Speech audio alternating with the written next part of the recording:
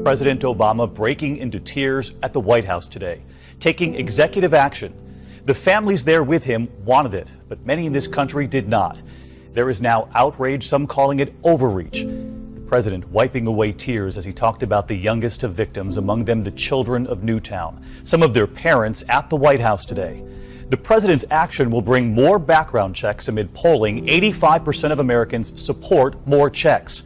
But there is also that backlash tonight, and we begin with ABC senior justice correspondent Pierre Thomas.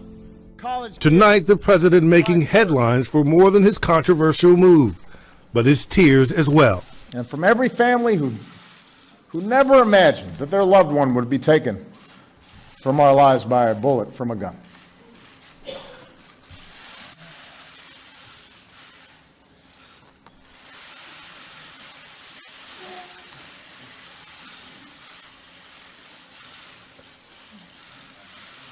Every time I think about those kids, it gets me mad.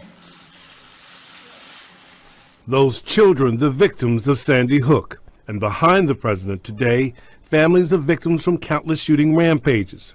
He remembers them all, and the daily carnage as well. And by the way, it happens on the streets of Chicago every day.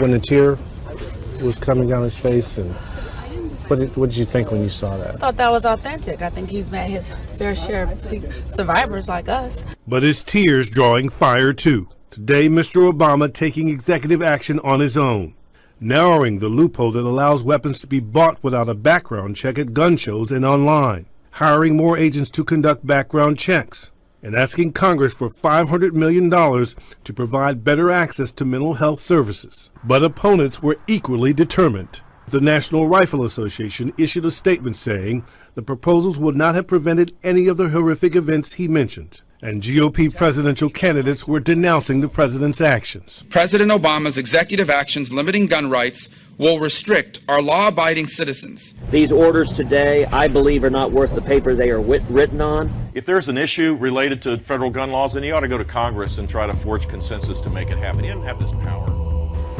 With many Americans flocking to the gun store after the San Bernardino attacks, the White House said today it would be a dangerous and slippery slope for individual Americans to arm themselves against terrorists.